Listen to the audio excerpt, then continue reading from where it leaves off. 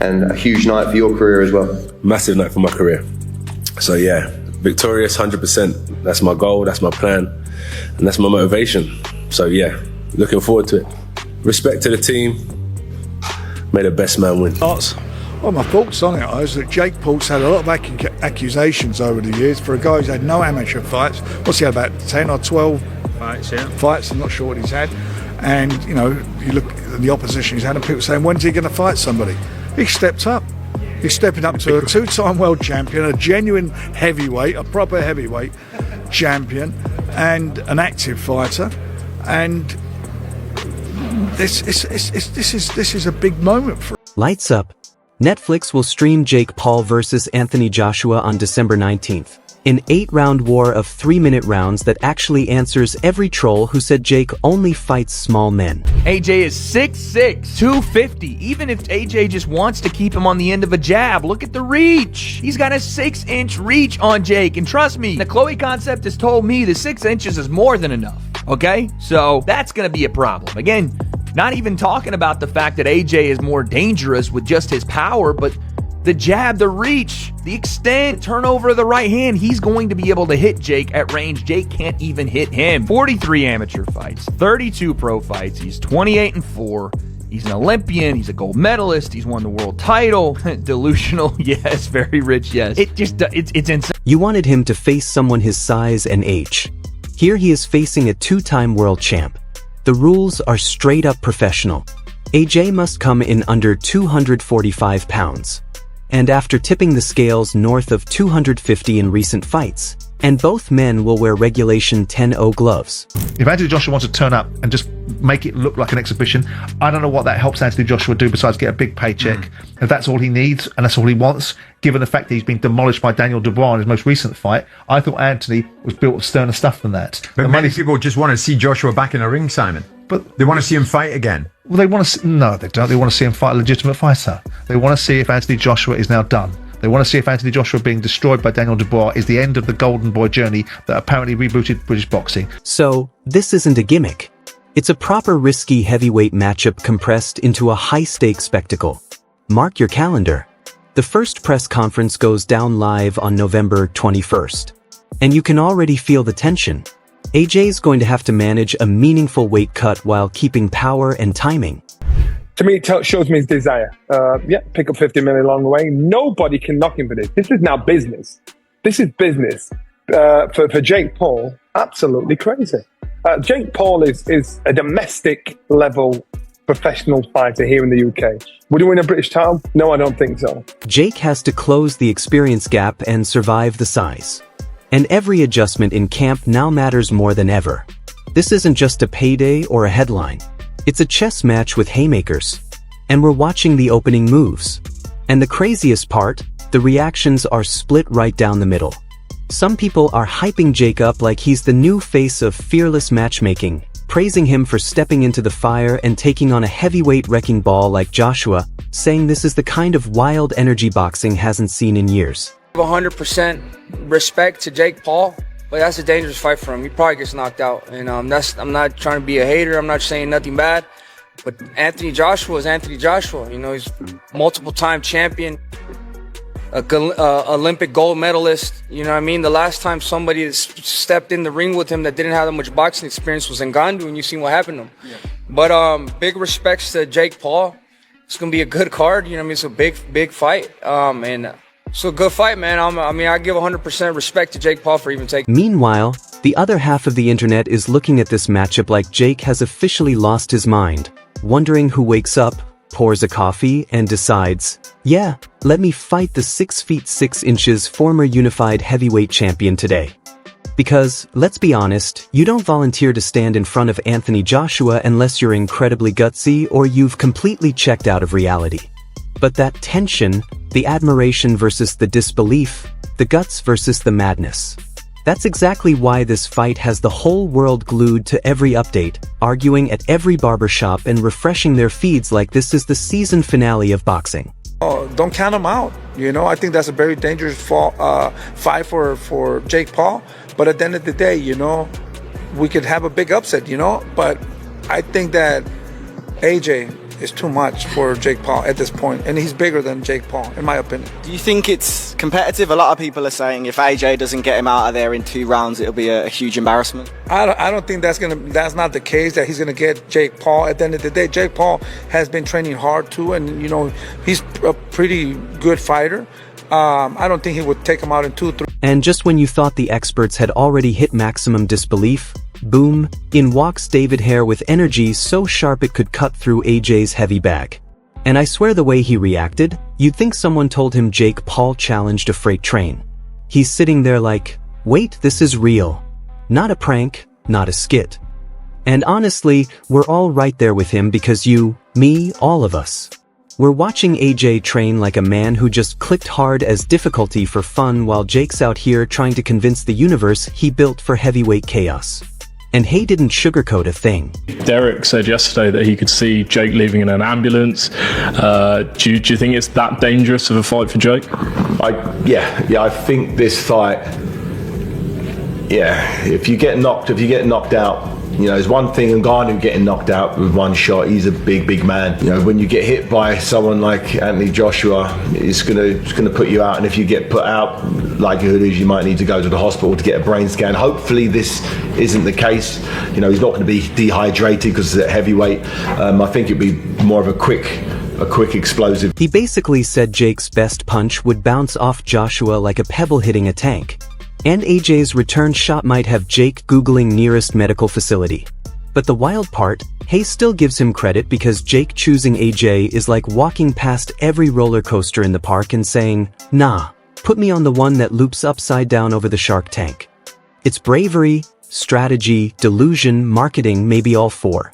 And whether you praise Jake for the guts, or think he's auditioning for the most dramatic plot twist of 2024, Hayes' message is clear. AJ doesn't lose anything. Jake risks everything and we get a show that absolutely nobody predicted, but everybody's watching. It's a no-win situation.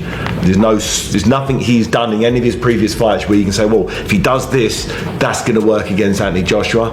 I think Jake Paul's best shot bounces off Anthony Joshua, and I think the opposite isn't the case. I think AJ gets him out of there very comfortably, and he'll get paid probably one of his highest paychecks ever.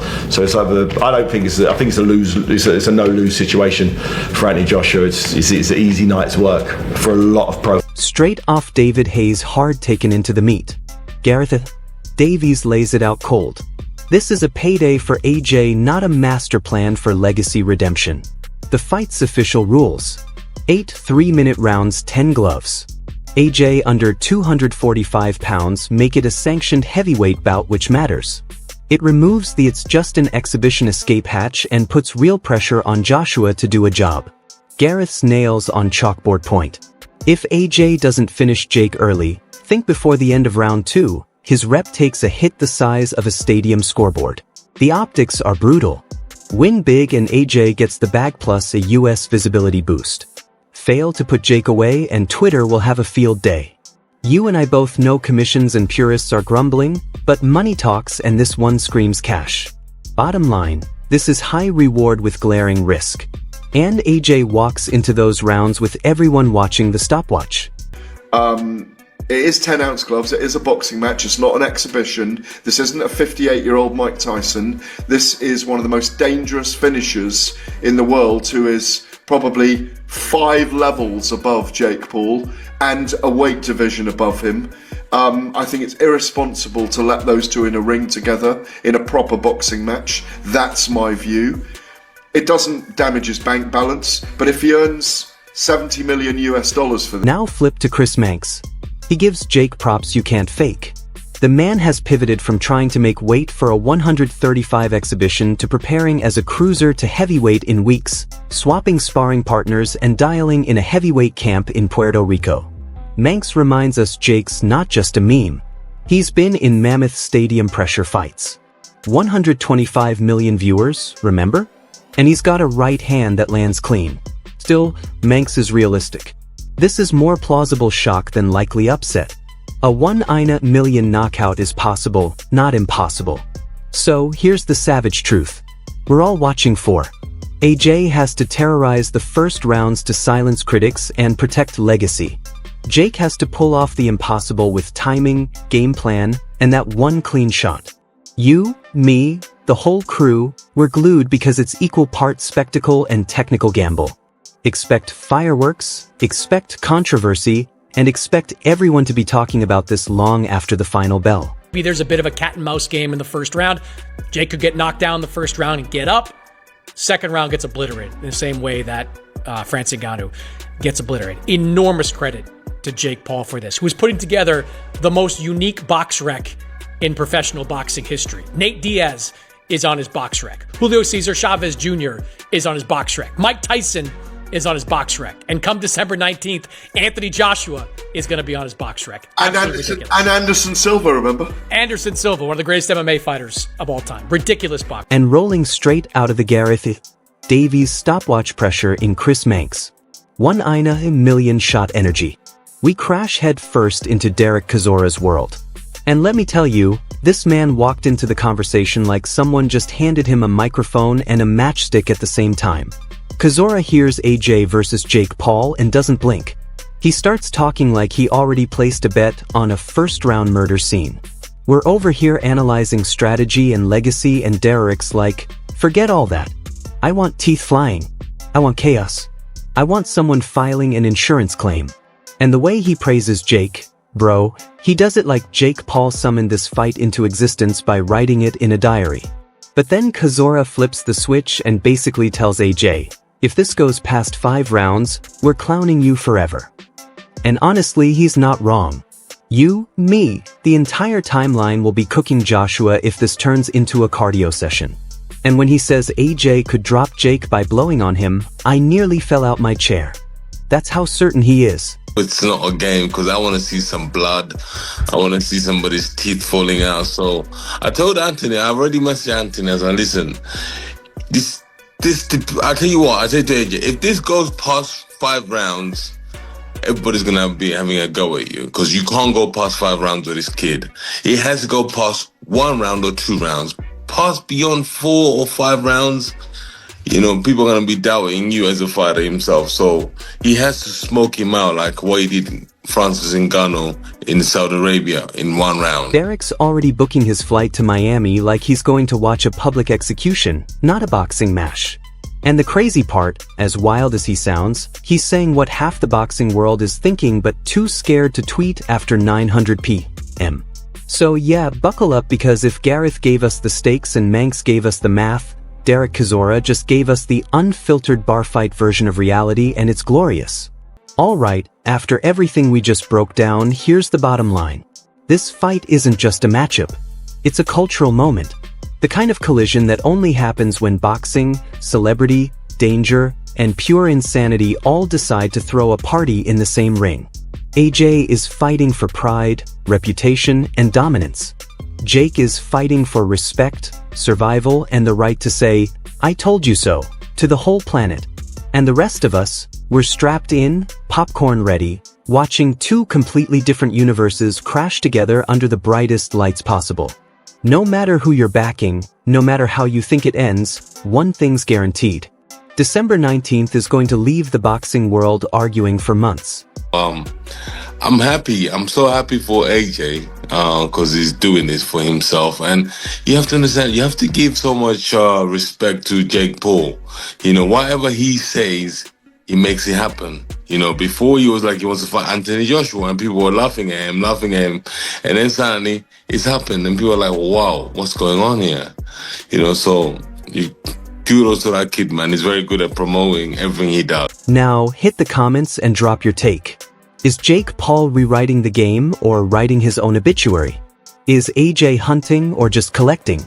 Who walks out on top? Who gets exposed? And what's the real story when that bell rings? Yo, smash that like button, share this breakdown, and subscribe to Boxing Blaze.